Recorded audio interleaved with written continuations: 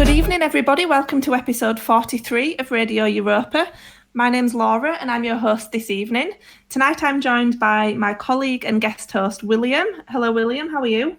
Hi, very well, thank you. Very good. So we've got a bit of a special episode this evening. We have a guest with us, and it's only the third time that we've ever had a guest on Radio Europa. So we previously spoke to Morgoth when he was put on the Hope Not Hate State of Hate report. And then after the New Zealand terror attack, we had a quick chat with Ben and Charlie from Generation Identity UK. But tonight we're joined by Dr. Edward Dutton, who's an adjunct senior lecturer in the anthropology of religion. He's a researcher and an author, and he has the YouTube account, The Jolly Heretic. Welcome to the show, Ed. How are you? Hello, how do you do? Thanks for having me on. No problem. Thank you for being here. So over the course of this show, we usually go for about an hour. And at the end, we sometimes take audience questions if we've got enough time. So anybody who's listening, if you have a question for Dr. Dutton, feel free to tag DETV in the YouTube chat, and we'll try and get through some of them at the end. So Ed, most of our listeners will probably be familiar with who you are. I'm looking at the chat now and they all seem to know you. Oh, but for those of them who aren't, I know on your YouTube channel you focus on quite a lot of topics. You do focus on intelligence and race quite a lot. But how would you summarise your areas of focus?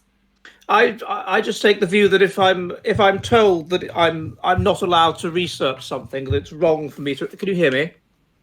Yes, we can. Okay, Yeah. that it's wrong for me to research something. It's wrong for me to look into something. It's wrong for me to read about something. Then there's just something about me. It's the contrarian in me that I'm compelled to do so. So if the area of research is controversial or is pushing the boundaries or is something that you're told that you're not allowed to think about, thou shalt not think, then I just can't help myself. I don't know what it is. But so it's right. That at the moment happens to be things like race and intelligence, and so therefore and also related matters, human biology, that kind of thing, HBD, and so I'm afraid that's the area that I'm attracted to. So that's pretty much what that area. Well, I remember when you and I first spoke, I think it was about 2 months ago now, and I had a look at your YouTube channel, and you had, I think, around 4,000 subs. And I've checked it again today, and you're almost at 20,000. So your YouTube channel is growing so fast. What do you think it is that people are enjoying so much about your videos? I've absolutely, I don't know. I mean, people comment. People from America seem to like my accent. So maybe it's my accent. People from America. You have an accent, so maybe it's my accent. I don't know, but I don't know what. I try to make them. I try to make them funny. That's the thing. I try to make them. It's serious issues we're dealing with. We're in this clown world. We're in this increasingly insane situation in terms of trying to understand the world, in terms of trying to understand the truth, in terms of trying to research the nature of empirical reality. We're in this increasingly insane situation. If you don't keep a smile on your face about it, you'll go absolutely bonkers. So maybe it's that. I don't know. But I've had some nice feedback from people, which is very nice. Yeah, there is a lot of comedy in your videos. I do actually laugh out loud at some of them. And there was a SJW attractiveness video that we're going to speak about in a moment. And I know you were talking about soy boys and cook faces and stuff, and lots of funny phrases and examples of the people that you do talk about. So it's done in a funny way, and I think a lot of people relate to that. So talking of your attractiveness series, I'm not really sure if it's a series, but you have done a few videos about attractiveness and about what people find physically attractive and successful. So you've done 3 videos. Why are SJWs so physically unattractive?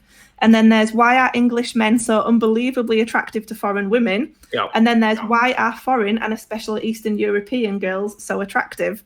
Right. And I'm sure everybody who's listening, we've all seen the memes, haven't we, about right-wing girls being more attractive than left-wing girls, and right-wing men being more strong and having more testosterone, and the left being these weedy little soy boys, cook faces and stuff.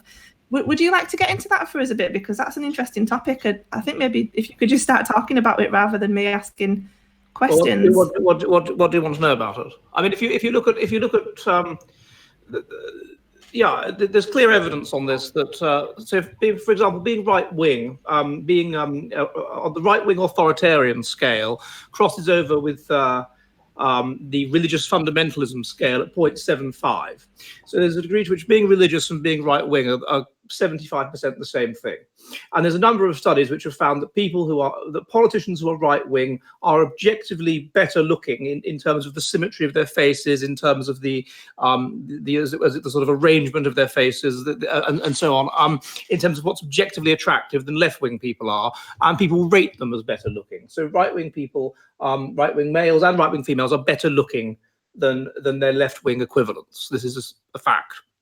There's research on religious people as well, because of course there's a degree to which it's the same thing, and there's evidence that religious people are considered more attractive. For example, there was a study which found that they have better quality skin than non-religious people, and it fits as well because they tend to be more physically well. They're less likely to suffer from physical illness and morbidity and whatever than our left-wing people or atheists or non-religious people. There's research, people that believe in sort of weird, unusual things like the paranormal or whatever, they have more asymmetrical hands than people that believe in God and go to church. So yeah, there's a reasonable body of evidence on this that people who are, as it were, traditionalists, who are right-wing and who are religious in the traditional sense of going to church and believing in a moral God, those people tend to have higher physical health than which makes sense then that they would have more symmetrical features and be better looking, because there's an extent to which how good looking you are is a manifestation of your physical health. How good looking you are is evidence that you've managed to maintain a symmetrical, to some extent, a symmetrical phenotype in the face of the diseases and whatever that life has thrown at you, which implies you've got a good immune system, which implies you've got good health. And they also have better mental health than people who are atheists or who are left-wing. So basically, yeah, they're just on those measures. They just do better in life, and they will fit better psychological health. They get on with people better. They're just better. Yeah. Okay. I mean, we're on the right, so we're taking that as a compliment. I always think of it in terms of like Nietzschean master-slave morality, and obviously slave morality is based on resentment and devaluing the values and successes of the master, and it originates more in weak people, and it's kind of about pulling everybody down to the same level and enforcing equality. And it makes sense to me that people who are less attractive and men who have lower testosterone levels and who are less successful would adopt that way of thinking, because the policies and the values of the left aren't about kind of being the most successful and going out there and, you know, achieving what you can. It's all about everything being equal and, you know, everyone getting their fair share. Does that make sense how I'm explaining that? Well, sort of, but the problem with it is that it assumes it's an environmental matter. Whereas there's quite good evidence that, for example, religiousness is about 40% genetic, fundamentalism is about 66% genetic, and political perspective is somewhere in the region of the same, about 60% genetic. So I would suspect that a big part of it is genetic. It's not environmental. These people, no matter what environment you put them in, they're going to come out with the same kind of views. So I'm not sure about the way I see it is this: we were under conditions of Darwinian selection, harsh Darwinian selection until about 1800, when the Industrial Revolution came in, and there were these innovations with medicine and better conditions and all this kind of thing. And so until that time, we were under Darwinian selection. There was 40% child mortality. It's now gone down to 1%. And so every generation, those children who were born with poor immune systems were being, with basically physical mutations, which gave them poor immune systems, were being killed off, were not passing on their genes. And physical mutations tend to correlate with mental mutations, which is why people that have autism, for example, tend to have minor physical abnormalities. And that woman, that young girl, Greta Thunberg, who's the environmental campaigner, 16-year-old Swedish girl. You may have heard of her. She was in Britain recently, right? And she's severely autistic, and you can see it. She has this peculiar face, which is peculiar physiognomy, which is indicative of that. And so physical manifestations and the poor immune system correlates with having these maladaptations of the mind, of having and which makes sense because the mind is about 88% of the genome, so it's a massive target for mutation. So what you'd expect, under conditions of Darwinian selection, not only would people who were physically maladaptive not go on to have children, but also people who had any adaptation of the mind which would be maladaptive in terms of selection, which would cause you to be, which wouldn't help you to survive under Darwinian conditions. And so as those Darwinian conditions collapse, what you'd expect is to find more a sort of mutational build-up where more and more people, for partly genetic reasons, have ways of thinking which under Darwinian conditions would just be maladaptive and would cause them to not pass on their genes, such as not wanting to have children or not wanting to look after your ethnic kin over foreigners, or not wanting to be sexually attracted to people of the opposite sex, or whatever it happens to be. You get more and more of those people, and that would correlate with having maladaptations of the body, such as a physically unattractive face or whatever, or being a very low testosterone male or a very high testosterone female. Or whatever, these things that would themselves manifest with poor physical and mental health and would thus have been selected against. So that's how I see it. I don't think it's just an environmental thing. I think this is a genetic issue. It's basically mutants. It's the rise of the mutants. Yeah. Who would have been selected out under conditions of 40% child mortality for physical reasons, but that would also have indirectly selected out mental maladaptations. The two would correlate. Physical maladaptations, meaning an unattractive face, whatever the ugly, fat SJW that you put in your picture, would correlate with mental adaptations, and that would explain why SJWs are ugly, and people that would have survived under Darwinian conditions, i.e. people that were reasonably intelligent and also religious, because that was selected for. We know it's 40% genetic. It gives a survival advantage. It's correlated with fertility. It's clearly been selected for. Why those people would have the normal genes, and those people would therefore be better looking, and that's how I see it.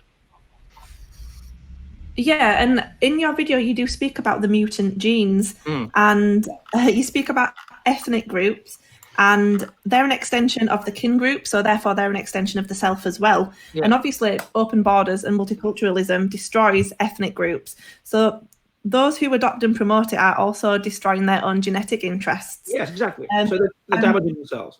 Yeah. And that links to people who are less physically attractive and less healthy. So What do you think about people who purposely make themselves less attractive by covering themselves in tattoos and piercings and shaving their heads and things like that? Oh, I don't know about that. I don't know if you have a tattoo, if it makes you less attractive. It makes you less attractive to a certain kind of person. But that's not the same thing as making you less attractive.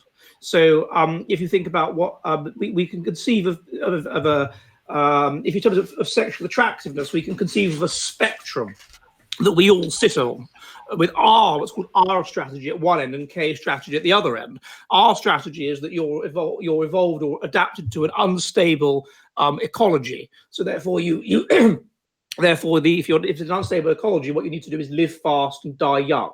This means that you have to have sex with as many people as possible, as quickly as possible, in order to pass on your genes. And within that, you need to focus on people who are good looking, who are physically attractive, pretty, beautiful, whatever, because that implies that they have good genes and your offspring will survive. And to a certain extent, you'll focus on people that are a bit genetically different from you, because they might have some useful gene which you don't have, which might elevate survival. That's the extreme R strategy. As the ecology becomes more stable and also more harsh, then the carrying capacity for the species is reached, and members of the species start to compete against each other. Now, in that context, if you just have lots and lots of children with lots and lots of people and don't invest in them, they could all just die because they're not adapted to the ecology. So that they won't win the competition for survival. And so therefore people start to invest less energy in sex and copulation and having lots of children, and they have a smaller number of children with a smaller number of partners, and they invest more energy in them, and those children are then more likely to survive. And this changes the whole nature of what people look like. In my book, How to Judge People What They Look Like, I look at this. So if you're in a very unstable ecology, then what you want to do is just have sex with someone who's fit, as we say it in British English, who's fit, who has good. It's a very good word, actually. Who has a very Darwinian word, but who has these good genes. Who's physically attractive. You don't care what they're like mentally. It doesn't matter what they're like mentally, because you're not going to invest any energy in them. You're not going to invest anything in them. So they just want someone who's fit. And therefore, they need to advertise their genetic quality. And they do that through large secondary sexual characteristics, big boobs, the big, on a woman, large breasts is a particular example. And it's therefore no surprise that in a woman, having large breasts correlates with having a mind that is not particularly developed, that's more animal-like, really, that's low in conscientious, low in impulse control, low in altruism. That correlates with having large boobs. And as you and that makes sense because, of course, you've only got a limited amount of bioenergetic resources. So what do you invest in? Do you invest in the large secondary sexual characteristics to advertise your qualities in this unstable ecology, or do you invest in the mind? Well, obviously, if you could be wiped out at any minute, you invest in the secondary sexual characteristics.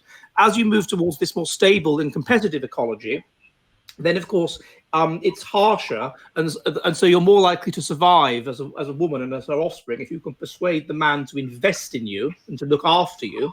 And so this starts to change. You'll therefore start not just selecting for that he's big and strong and fit, but selecting for the nature of his mind, selecting for a person who's agreeable and conscientious and that kind of thing. And equally, if you're a man, once you're investing, you want to know you're not going to be cuckolded. And so therefore, again, the mind of the woman becomes more important. You want someone who's agreeable, who's going to be a good mother, altruistic, kind, and you want someone who's got good impulse control and not going to break the rules and not going to have an affair and betray you, basically, and betray that energy that you've invested in her. And therefore, she has to invest more in the mind of her energy than in the body, and therefore having a flatter breasts tends to correlate with being higher in agreeableness and higher in conscientiousness, you see. So there's differences in what's attractive, and people who are strategists, they will tend to find attractive. They won't care that much about what the woman's personality is like, but they'll find attractive big boobs, that she's got particularly secondary sexual characteristics. They don't seem to even care that much about the face. What they really care about is secondary sexual characteristics. And then as you move away from that, the K strategist finds these tends to be more attractive to women who are flatter chested or whatever, but is more interested in the face, which is interesting because the face is often a window to the kind of personality someone has, more so, and also in the nature of what their personality is like. Now, tattoos, which you mentioned earlier, can be seen as an R strategy issue. They draw attention on the woman anyway to secondary sexual characteristics, and they're a kind of an honesty signal. They're a way of saying, look at me, I've scarred myself, I've mutilated my body. It's a handicap, like a peacock's tail. I'm good looking even though I've done this to myself. So think how good looking I'd be if I hadn't done this to myself. Like the peacock saying, I'm healthy and fit and I can survive even though I've got this handicap of this massive tail. So think how good my genes must be. So therefore, to some people, I would think tattoos are attractive, just perhaps not to people like us, but to some people they're attractive. Yeah, that makes sense. William, do you have anything to add or any questions? I do, yeah. Just going back to what you were explaining before about how certain characteristics correlate with one another. So you mentioned that people who are religious and right-wing tend to be one and the same, and they also tend to be more attractive than their left-wing counterparts, their atheistic counterparts. The question I have is, obviously, this information is available. So do you think this kind of information is used by leftists with regard to public policy in order to... I mean, I often say that in England, there's been, since the Second World War, there has been, for whatever reason, policies that have favoured those who, in a Darwinian situation, would normally not survive. So do you think that's been used as public policy to try and socially engineer a left-wing or liberal society? What you mean, there's been a deliberate attempt to help people survive who wouldn't otherwise have survived, to help create a liberal society? Is that what you're asking me? That's my question. Yeah. I don't know that it's been deliberate. I think it's what's more likely is, if I go back to this theory of my colleague Michael Woodley's, this spiteful mutation theory, what we would expect is that these spiteful mutations would manifest more and more. We'd expect them to start manifesting first in the upper class, in the sort of upper class, in the elite as well, because the elite have been under Darwinian selection for less time than the working class. The benefits of the Industrial Revolution began with the elite. If you would trace your family tree, and your family tree were quite posh, you'd find that in the mid-Victorian era there was probably no child mortality in your family, whereas if they were working class, there would be. So they've been under Darwinian selection for less time. The elite, and being a socioeconomic status across generations has been proven by Gregory Clark, who's a British economist at Princeton, to be about 70% genetic. And so what this would mean is that you'd have an elite that was, as it were, more maladapted than the rest of the population. So the elite they'd start, these spiteful ideas, these maladaptive ideas would start in the elite. And then they would start influencing, because, I mean, if you think of humanity as a bit like a beehive, of all these different, let's say you've got the beehive has got this equilibrium, this epistasis, and everybody rubs along fine. And then you have a mutant, a weirdo, a psychotic, who's part of the feeder caste. She's a mutant. And she feeds this bee too much, this bee too little. You end up with too many queens, not enough drones, whatever. And the whole hive becomes maladaptive. It affects negatively even those that aren't the mutants. It's like that with us. So if you have these people that have these maladaptive ideas in positions of power, then they are able to influence the whole society to be maladaptive. Anybody that's remotely kind of open to being brainwashed or indoctrinated or whatever, they're able to influence them to be maladaptive, even though they are not themselves mutants. So I don't think it's a policy like that they've thought about it. I think you just have people who are maladaptive that are attracted precisely because it's bad for the superorganism to positions of power. They get into positions of power, and then they start undermining the structures which the superorganism has developed in order to be optimally adapted. So you can think of all these structures that the left go for, things like religion. They go for that. They hate that. Well, what is religion about? Well, there's a great extent to which what religion, or at least the religions that have survived, have been about, is about taking adaptive behavior in evolutionary terms and making that behavior the will of God, so it's more likely to be followed. So if you look at what they tell you to do in the Old Testament, they're telling you to do that because that's what worked in the past, and that's what worked in the past. They got to the point to be able to write the Old Testament and to be able to, be dominant in that way, because it was under Darwinian conditions, it was the optimally adaptive thing to do. And then that is rendered the will of God, making you even more likely to do it. So they go for religion and they undermine religion, or they go for the family and they undermine the family, or they go for normal sex relations and they undermine that. So and so the society becomes more left-wing in a top-down kind of way, because basically these maladaptive people, these mutants, that are in these positions of influence. That's how I see it. Right. So rather than it being a direct policy, a conscious policy, it's just because that's the way these people are. So it stands to reason that they're going to attack these institutions. Precisely. These people are programmed to attack that which is evolutionarily useful and destroy it, and ultimately destroy themselves and destroy. If evolution is about surviving, that's what evolution is about, then under Darwinian conditions, you will end up with a society by 1800 that is focused on surviving, that does everything that it is necessary to do under harsh conditions to survive, because anybody that wasn't doing those things, to a great extent, has been selected out. If you take away those conditions and you create, if you're familiar with the mouse utopia experiments of John Calhoun, yes? I've heard of that, yeah. Yes, so he got a load of mice in Maryland in the late 60s, and he basically took away Darwinian conditions. He took away all selection pressures as much as he could. And what you see eerily parallels what we see. So first of all, there's as happened in the 19th century, there's a massive spike in population, because all of these children that were born to the working class or whatever, because although child mortality was 40%, it was skewed towards the poor. Under industrial conditions, if you divided society under pre-industrial conditions, if you divided society between the richer 50% and the poorer 50%, then the richer 50% had 100% fertility advantage. So anyway, so first of all, the population spikes. Then the population growth starts to slow down, and then the population starts to plateau, and then the population starts to decline, as ours is, were it not for immigration, declining, as Japan's is declining.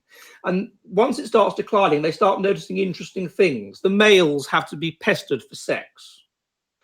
Mothers are throwing the young out of the nest too early so that they're not properly tutored in the ways of mouse behavior, so they don't know how to behave, they don't know how to socialize other mice.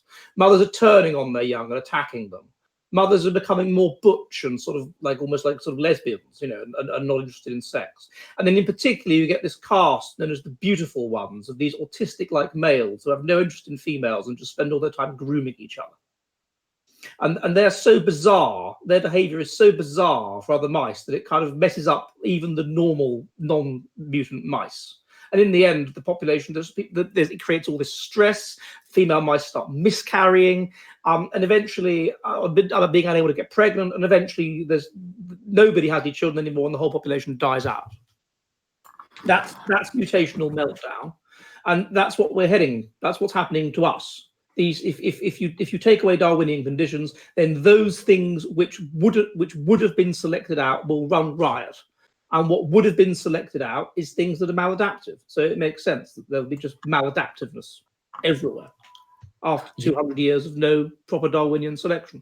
Yeah, I recall hearing about that study with the mice, and I thought it was quite frightening because obviously that could be a snapshot into what our future looks like. Laura, I don't know if you wanted to move on to the intelligence section of the podcast now.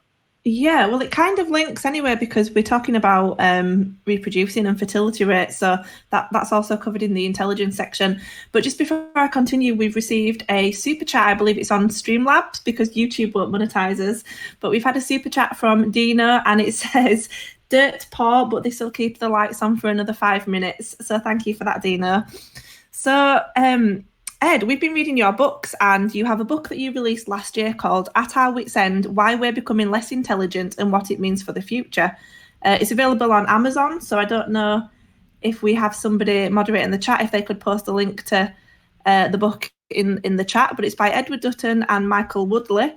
I think we've just lost Ed. Has he been disconnected? Yeah, it looks like we've lost Ed. Yeah, I think he's just been disconnected. Well, I tell you what, in the meantime, when we're trying to get him back, I think that study with the mice, Laura, I don't know if you've seen it, but it is really frightening. And here we go. I don't know how that happened. Sorry about that. Welcome back. No problem. We were just talking about your book, At Our Wits' End, Why We're Becoming Less Intelligent and What It Means for the Future. It's available on Amazon. It was released last year by Dr. Edward Dutton and Michael Woodley. And intelligence is a bit of a controversial topic, isn't it? Because we talk about race and IQ quite a lot, and we're always told that race doesn't exist, and it's always socio-economic factors that influence IQ. But I started reading your book, Ed, and it's a fantastic book. I'm not just saying that because you're on the stream with us. I'm definitely going to read the whole thing. But I like the introduction where you talk about how we used to have the Concorde, and we could fly from London to the USA in 4 hours. And we used to put man in space and man on the moon and things like that. But we never try to achieve those things anymore. And you question why, and you say we are no longer intelligent enough to do these things.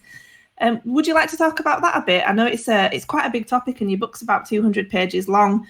But what are the key things that you highlight? As in, why is the intelligent in the West declining? Basically, why is intelligence? Well, yes. So, it's declined. Before the Industrial Revolution, we were selecting for intelligence, and every generation we were becoming more intelligent because it was a situation of survival of the richest. As I said, the richer 50% of the population had double the fertility of the poorer 50%. Once the Industrial Revolution came in, those conditions which caused basically so it was a society of social descent. Every generation, the poor would die out, and the people would move down one rank of the ladder to fill the places vacated by them. The Industrial Revolution took this away because it brought in proper medicine. It brought in better access to food. It brought in better sanitation. It reduced the child mortality of the poor very, very, very substantially. So child mortality went from 40% in 1800 to about 10% or something like that by 1900. And so this relationship, which had existed between intelligence, between wealth and therefore intelligence, because the two correlate quite robustly, just eventually by about 1900, it had stopped. There was no relationship between the two. And then it started to go into reverse. And there are a number of reasons for that. The key reason was contraception. So with the development of reliable contraception, this started at the people at the top of society, started using contraception, and then it kind of trickled its way down.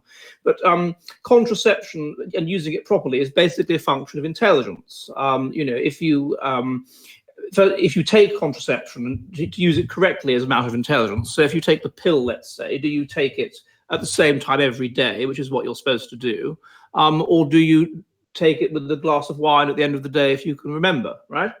Are you there? Can you hear me? Can you hear me? Yes, sorry, I was muted. Right, okay. And then equally with the use of contraception at all, being intelligent predicts being high in impulse control, and it predicts kind of future orientation and being able to think of the future. And so if you are low in intelligence, you're more likely to just not really think about the future and just get drunk and have sex, basically. And so consequently, large families, putting aside religious people, among everybody else, large families become a product of low intelligence. They're an accident, and they're an accident that's a function of low intelligence. So that's the first reason why is contraception. The second reason is feminism. So with the rise of feminism and women in the workplace and so on, you get a situation where, as perhaps you experienced when you were at school, I certainly did, the most intelligent women the least intelligent women will drop out of school at 16 or whatever. By the time they're 17 or 18, they'll be pregnant with a child, and they'll end up being grandmothers or something, often by the time they're about 38, 39.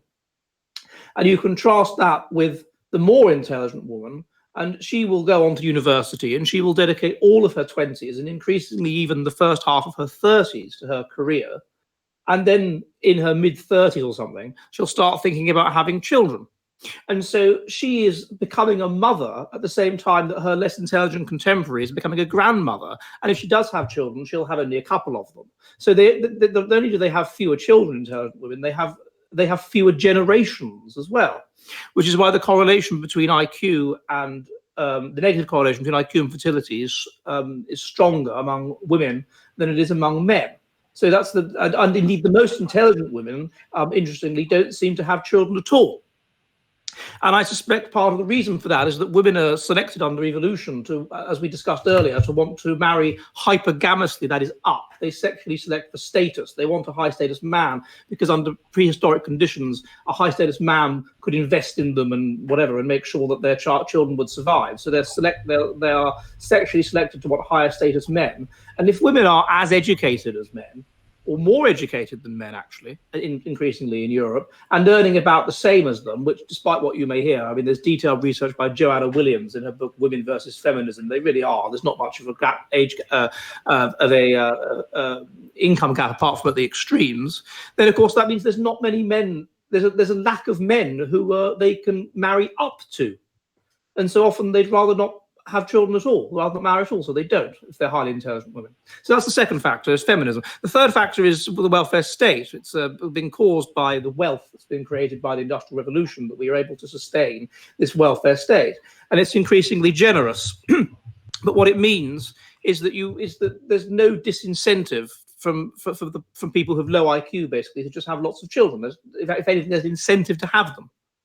And we're in a situation now, this was looked at in Adam Perkins's book, The Welfare Trait, where if you divide society between the least intelligent, the families where both parents are on welfare, families where one parent is on welfare, and then families where neither parent is on welfare, that's the most intelligent families, then only the families where both parents are on welfare have above replacement fertility. And that kind of family would have an IQ of 80 or below. So these factors have come together, and there's other things as well. The decline of religion could be relevant because it makes illegitimacy more acceptable, this sort of thing. But these seem to be the key factors that are helping to push intelligence down. Meaning that there's this negative relationship between intelligence and how many children you have. Now, based on this, your listeners will have heard of the Flynn effect. The Flynn effect is this idea that IQs are rising across the 20th century. And they'll say, well, how is this congruent with the Flynn effect? But the problem was that the IQ test is not a perfect measure of intelligence. General intelligence, G, is different from the IQ test. The IQ test measures this and other things which are weakly correlated with G. And what was happening was that the Industrial Revolution created this more scientific society. It made us think in a more sort of scientific way, where you have to categorize things more and think in a more abstract way, which means that there's a part of the IQ test, similarities, which we do really, really well on. You know, we've done better and better and better across the 20th century on that. And our society has pushed us to our phenotypic limit on that. And it's done so at such a rapid pace that it comes across as an increase on the IQ test. No matter what's happening on G, it comes across as an increase on the IQ test. So we've gone up on these very environmentally sensitive and parts of the IQ test that aren't actually that good a measure of intelligence at all. But on the parts of the IQ test which are measuring intelligence, we've gone down. It's just that it's been overwhelmed by this rise on the less intelligence-based parts of the IQ test. But that anyway reached a peak in 1997, and now we're going down even on IQ tests. But based on numerous measures on reaction times, for example, these correlate with IQ at about 0.3. And we've got data on them going back to the 1880s, and they've been going down since they've been getting longer since the 1880s, which means that we've been getting stupider since the 1880s, commensurate with us having lost about 15 IQ points, which is the difference between, I don't know, the average person and a policeman, fireman, that kind of thing, and maybe a school teacher, or between a school teacher and a professor of science at a university. That's the difference. That's how much we've gone down. And we know that this is for genetic reasons because we've got research from Iceland, which across 3 generations, which has shown that the percentage of the population that carry alleles, which are associated with very high IQ, has gone down across 3 generations. So this is definitely a genetic thing. We're getting less intelligent for genetic reasons. And it's those factors that I mentioned earlier, contraception, welfare state, feminism, that have caused this. Yeah, okay. Well, thanks for that. And as mentioned, this is all covered in your book, At Our Wits' End, Why We're Becoming Less Intelligent and What It Means for the Future. For anybody who's just joined us, we're talking about why IQ is dropping in the West. And a key reason is because smarter people are having fewer children. Contributing factors include things like their education level, contraception, the desire for children, the welfare state, feminism. And you do talk about immigration, race and IQ as well as one of the contributing factors. That's also a factor, yeah. But I mean, this would be happening even if there was no immigration. Yeah, but so that just speeds it up, basically. And so, yeah, concomitant to our intelligence going down, we've got this, as I said, these spiteful mutants or whatever that want to destroy themselves and want to destroy their own genetic interests and get into positions of power and do that. And so consequently, they welcome very genetically distant immigrants into the society. And so this helps to push down IQ, firstly, because those people tend to have lower IQ. I mean, the average IQ of Somalia is 70, the average IQ of India is 80, you know. So even though you do get some intelligent immigrants that enter the country, for example, Hindus seem to have, that have come to England seem to have reasonably high IQ.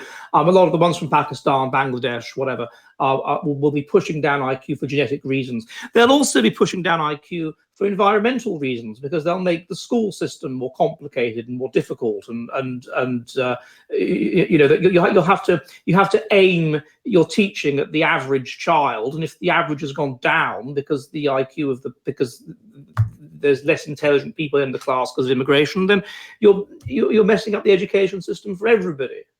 And there's some evidence that this negative Flynn effect may be partly environmental for that reason as well. And also it creates more conflict. I mean, there's good evidence of this from Putnam, Robert Putnam, and he did a study and then he suppressed it for 10 years because he didn't like the results. But what it showed is that multiculturalism never works. Multiculturalism is basically the period of time between the first non-white moving in and the last white moving out. It never works, and it causes trust to collapse because people ultimately trust people who are genetically similar to them. I mean, there's good evidence of this that J. Philippe Rushton has presented, that if you, even people who are friends, just not even who are more genetically similar than the baseline of the population, we're motivated by the desire to promote our own genes.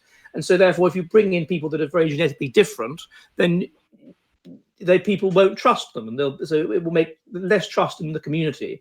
But it also reduces trust among the natives, because the natives become concerned because they suddenly the treacherous natives have people to whom they can defect, and so it reduces even trust among the natives. And once you reduce trust, you get less cooperation, then you get people less inclined to invest their energies in creating a community that works well or whatever.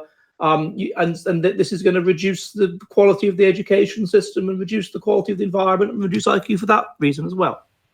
And then worse still, you tend to get ethnic conflict. Once you get conflicts and war and so on, it tends to negatively affect the education system. And we can see this throughout British history. You were saying your colleague started doing a history degree. Well, if you look at the period around the Civil War, for example, the education system, the literacy rate goes down. The literacy rate goes up throughout history from the medieval period to now, but it fluctuates. And those fluctuates parallel times of war.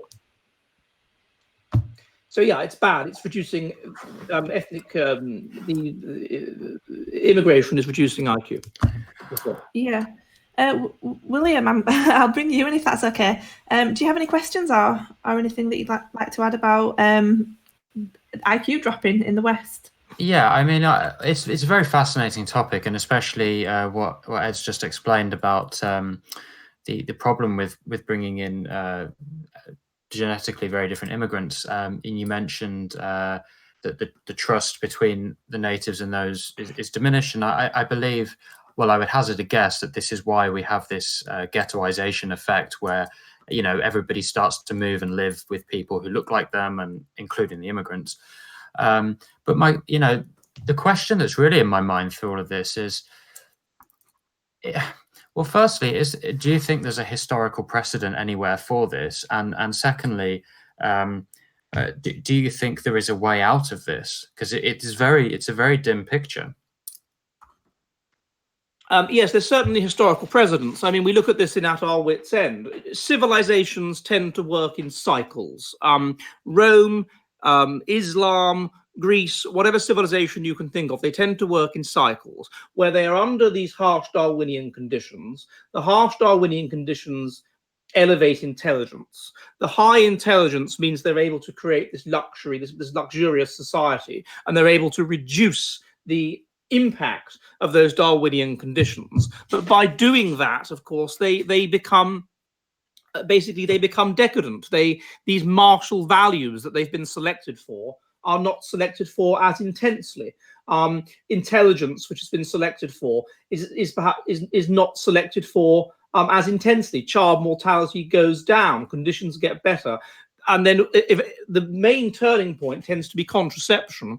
Once they develop contraception, then you find the upper class stop having children. This was written about in ancient Greece, and it was written about in ancient Rome as well, because it happened exactly the same thing, that the upper class just stopped having children, i.e. the most intelligent people in society. They became less stressed. One of the religiousness correlates with stress. Their stress levels were reduced compared to the working class. They were less stressed. They were less religious. They stopped seeing children as God's will or the will of the gods, and instead as just something they could control.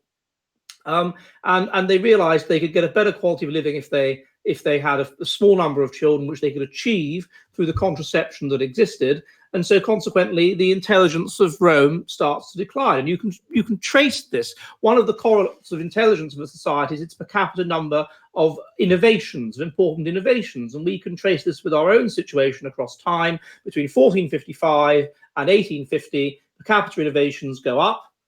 They reach a peak in 1850, and they start to go down. And now we're back in terms of per capita innovations, at the level we were in about 1650, something like that. We're back to that level. And if we carry on, in 100 years from now, we'll be a bit less, 60 years, 70 years from now, we'll be back at the level we were in 1450. And in 100 years from now, we'll be back at the level we were in the Dark Ages.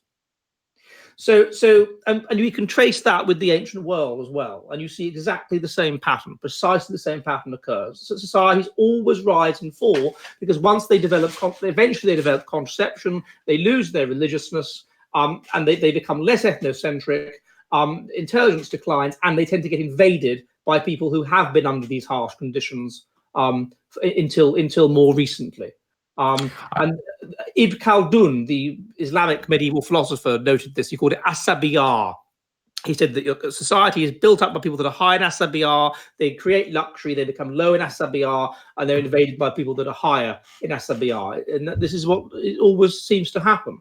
And I think the thing is that I think it's inevitable in a way because there are negative dimensions to becoming too intelligent. So if we were to carry on becoming more and more intelligent forever, then what you find is that intelligence correlates with very high intelligence, correlates with aspects of autism, and with being very low in instinct and kind of not being interested in passing on your genes, being the kind of Sheldon Cooper type from the Big Bang Theory, basically. And so if we became more and more intelligent, eventually we'd all be Sheldon Cooper types from the Big Bang Theory, and then nobody would want to have children. So I wonder if what's important is the species survives. And I wonder if there's some built-in mechanism that ensures that once we get to a certain level of intelligence beyond which we shouldn't go, beyond which we're too intelligent for our own good, then mechanisms hit in to ensure that intelligence starts to decline. And one of those may well be that we create, yes, intelligence starts to decline. One of those may well be that intelligence seems to be negatively associated with kind of being instinctive, basically, with these kind of instinctive preferences, because you have to rise above instinct in order to reason, and that's the essence of intelligence.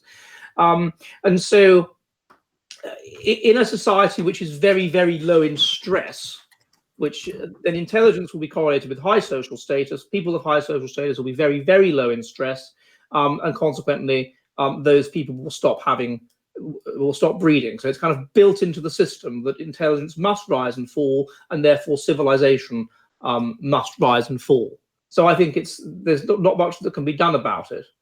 But it's in the short term bad, but in the longer term, of course, what it will mean is that as we collapse into war and into chaos and so on, and low intelligence, and also religiousness. Remember, religiousness is being selected for as well.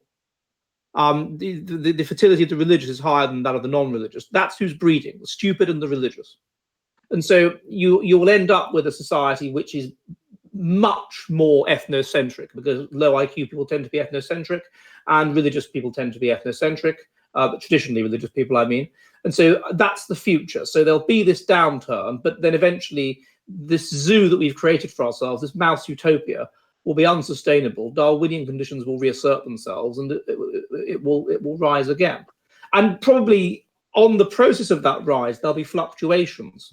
And I think we're moving towards that now. I think the level of stress caused by immigration and whatever has reached points where there's something of a reaction. I mean, the kind of conversations that we're having would be unthinkable 20 years ago. So it's not all doom and gloom, but there is a cycle of civilization, and there's no reason to think why ours would be any different. The difference is that we've got further than the other civilizations have. And I think there's three key reasons for that. First of all, we inherited an absolute Jewish prohibition of contraception. That's the first thing. Secondly, for various reasons, we became more religious than previous civilizations did. I proved this in a paper I did. We were definitely, for example, across the medieval period, we became more religious. It's clear. And partly because we were executing about 2% of young men every generation, which other societies didn't do, that basically pretty much any crime you'd be executed for. And this would select for intelligence, but it would also select for pro-social values, and therefore for religiousness. And then also the Black Death. The Black Death would have been a massive selection event, which would have elevated intelligence, but probably also religiousness by elevating pro-social sort of values which are correlated with religiousness. That's why we've got further these coincidences. But yeah, it's doom in the short term. There is a pessimistic way of seeing it, but an optimistic way of seeing it is that there'll be high points in this ride downwards, and we will rise again. Yeah, I mean, the things that are kind of springing into my mind as you're explaining this, and it sounds to me, I've kind of tend to believe in the cyclical view of history, and I'm getting sort of a vibe of like the Kali Yuga, ride the tiger kind of scenario, where there is an inevitability about the decline, but also there is light at the end of the tunnel. So I suppose when you put it in those terms, there is reason to have at least a slice of optimism. So. Indeed, and even if you don't have that, I just say it's like getting old. We're all going to die, unless you're a solipsist or something. We're all going to die. So do you just? And societies are like that. Societies is what Spengler argued. They have their seasons, and we are now in the winter. But we're getting into the winter. But people, you don't just kill yourself. You keep going, and you try and make the best of it, and you make plans and do things to make old age less rubbish than it could be. And by having, even if we say that it's inevitable that society, because of the IQ fertility correlation and whatever, will ultimately, things will get worse and harsher and whatever, you can do things to slow that process down, or you can do things to speed it up. And having immigration from non-Western countries, for example, will speed it up. And allowing traditional structures and ways of thinking and whatever about sexuality or religion or whatever to be completely destroyed will speed it up. So there is good reason to do things to counter those trends in order to slow it down. And that's what I think we should be focused on doing. Okay, so we have another super chat I'm just going to read out, and it's from Heinrich Honkler. And it's for €10, and it just says cheers, guys. So thanks for that, Heinrich. So we're just going to move on to the third and final topic. Are you two okay for another 15 minutes? We usually just do an hour, but is another 15 minutes okay? William? Both of you. Fine. Yeah, William? Yeah, that's absolutely fine by me. Okay, so just one final point on the intelligence, because you did write in your book, Ed, that Richard Lynn has calculated that by the year 2106, the average IQ in Britain will be approximately 87. So it's currently 100, so that's a drop of 13 points. Yes. Huge implications for living standards, democracy, political stability, civic society, crime rates, and other issues which are linked to IQ. That's pretty scary, isn't it? It would be like the IQ of South America. That's what it would be. Yeah. So I know it's what we're talking 80, 90 years away, but I mean, 87 to me seems like quite a low IQ. That's a big drop from 100. But that was on the trends at the time. So he calculated that in, about 2001 on the trends then. And those trends have got worse. So I wouldn't be at all surprised if it would be lower than that by then. Right. If 80, like India. Imagine what India's like. That's what it'll be like in terms of everyday life.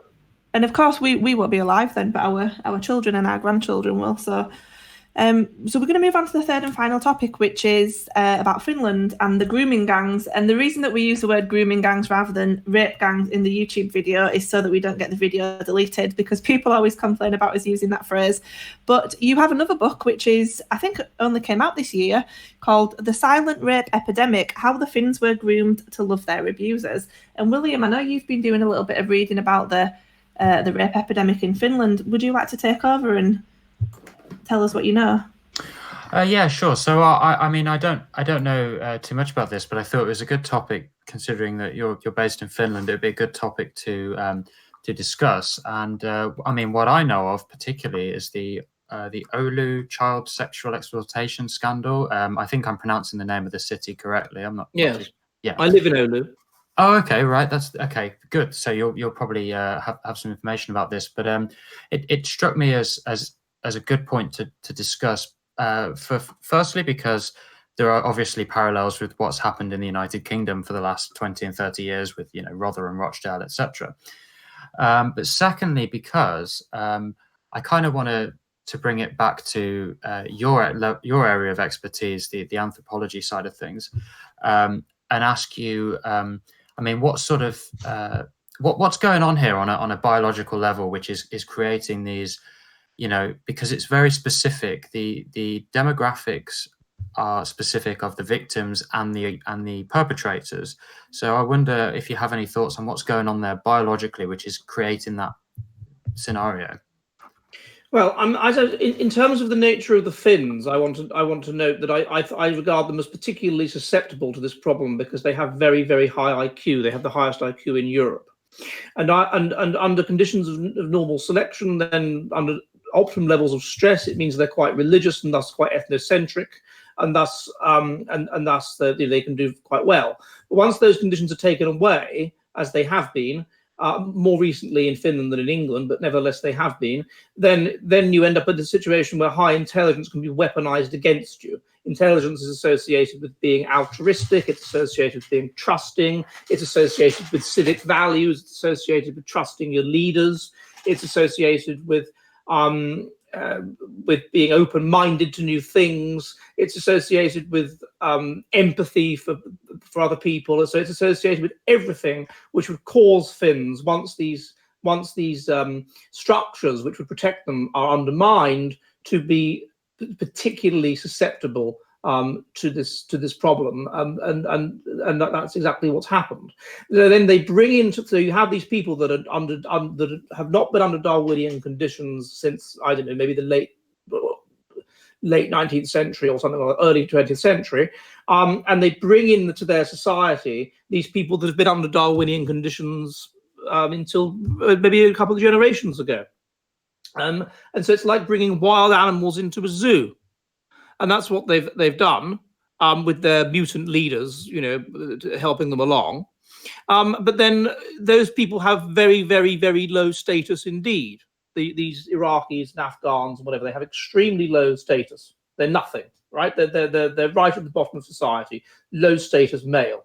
So if you're a low status male, and you see this with monkeys as well, how do you pass on your genes? The way you, as a male, you pass on your genes is by impressing the female who wants to marry hypergamously, remember, impressing the female and showing what's on offer, really, and thus wooing her. But you can't do that. You've got nothing to offer. How can you possibly, as a not even a beta male, as a sort of omega male, pass on your genes? Well, what you do, and you see this in India and other Islamic countries, it's one of the reasons why they have to have purdah, is you gang up. If you've got too many men, and you get this in Islamic countries because they have polygamy.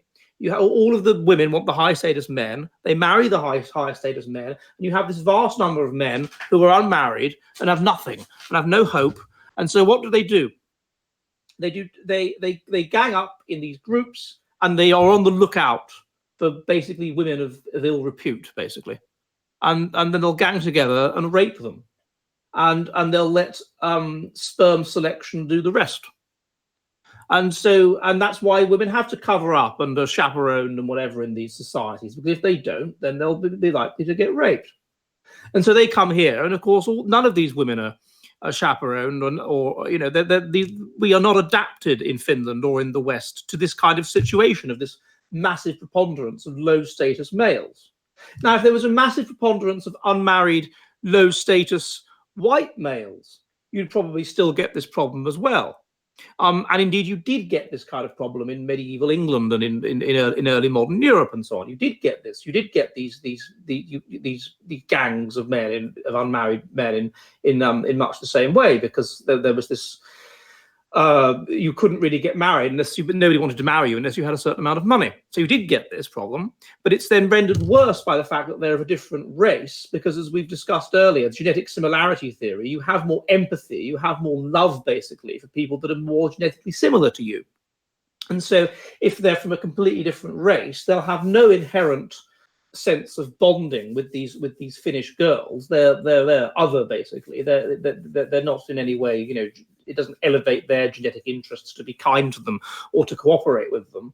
So there's a lack of empathy, which partly explains the rape.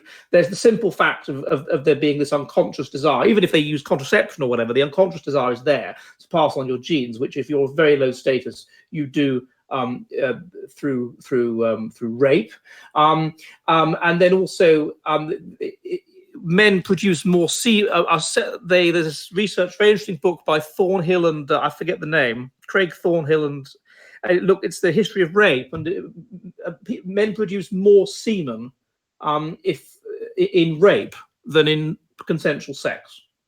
And there's some evidence that one of the reasons for the evolution of rape, a desire to rape, basically, has stayed in the population, because men that raped had more offspring. Women are more likely to get pregnant when raped. So the rape element is important, is quite important to it. And there's research which finds that men, they find sadistic pornography arousing as well.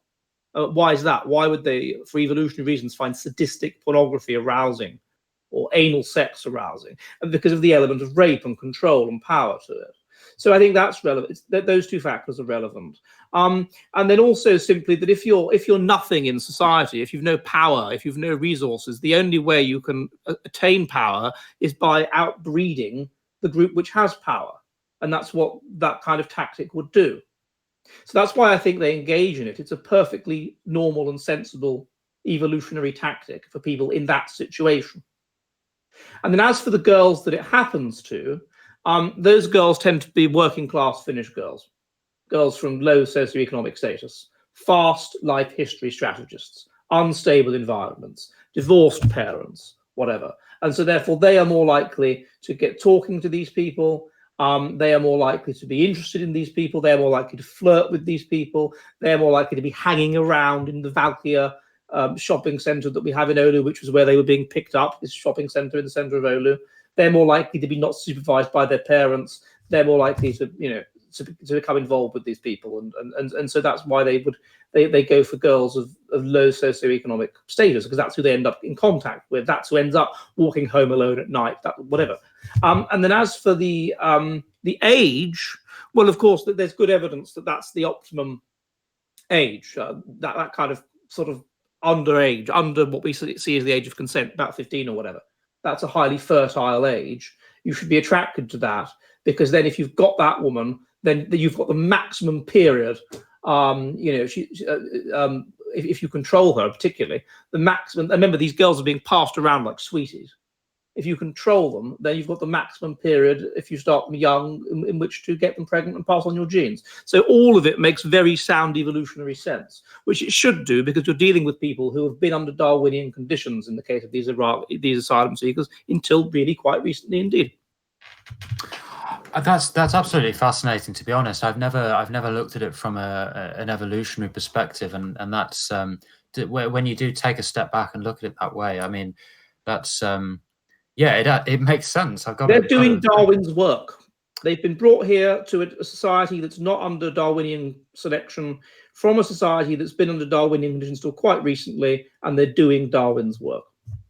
I mean, do you think that one of the problems is that, I mean, I don't know the specific ratio here, but one of the problems seems to be that a large majority of the newcomers from the third world are men, so they're not bringing their own women folk with them, so they come here and then they have to, the responsibility is on them to find a mate, and that's why when they find themselves in that low status position, they're almost funneled into that behavior. Yes, of course. If they and it only goes to show as well the nonsense of this whole refugee policy, that they're all men. I mean, would it really realistically be the case that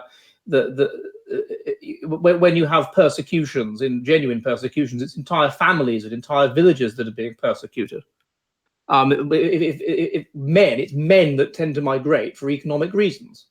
And that's obviously what they're doing. But yes, of course it is. It's the fact that they're men, that is the situation they're placed in. And it's also very interesting in Finland, again in terms of evolution, that it is women that tend to vote for left-wing parties and tend to be more in favour of bringing in these young men, and ugly women as well. These SJWs. If we go back to what Laura and I were talking about earlier, okay, if you're an ugly, unattractive woman, then you can see that for reasons of spiteful mutations or whatever, you're going to be left-wing. But equally, you can very specifically see why you'd want, if to the extent that you wanted to pass on your genes, why you would want there to be these men brought into society of low status, because it would give you a chance. It would be, none of the people of your own race are interested in you. It would give you an opportunity. It would give you in much the same way you would expect, I think, unattractive, low status males to be in favor of hundreds of pretty Japanese girls claiming asylum in Finland. Yeah, I mean, so I'd imagine from that perspective, if the roles were reversed and that the majority of refugees were, women from Iran or, like you said, Japan or something, then you could see a situation where actually it's the men voting for it and holding up the refugees welcome sign. The low on the status one males. hand, possibly you could, but on the other hand, men tend to be more conservative than women, more harsh in their attitudes. So on the other hand, perhaps there would be less of a being empathetic to asylum seekers kind of dimension that wouldn't be there. Right. Yeah, I understand. I mean, the other thing about the grooming gangs is obviously you perfectly explain the biological conditions, and it makes sense, and it seems like it's almost an inevitability if we continue to have this demographic kind of setup in our societies. But if you were looking at this from a public policy perspective, what would be the way to reduce this issue and reduce these crimes from happening in the first place? Well, if you wanted to stop it happening, then you need to remove these males from the society. They should go back to where they come from. Yeah, I mean, if that just to play devil's advocate, if that wasn't possible, what would be a way to fulfill that sort of biological issue without them resorting to that kind of behavior? I think you can think of various solutions without me having to articulate them, and I think kind of what they are. Yeah, I think so. It's below my pay grade as a scientist, as a researcher, whatever, to engage in. That's for the politicians to think about. But I think it's perfectly obvious the kind of things that could be done to regulate their behaviour. All right, let me put something that's perhaps not too controversial, which is this. There's a degree to which what you're dealing with is infantilized males, right? These males, they're higher in probably psychopathic personality than the natives. Almost certainly, they would be higher in. Finns are very high in agreeableness and conscientiousness and so on. We've got data on this. They're going to be much lower in this. So there's an extent to which they have less of a conscience than Finns.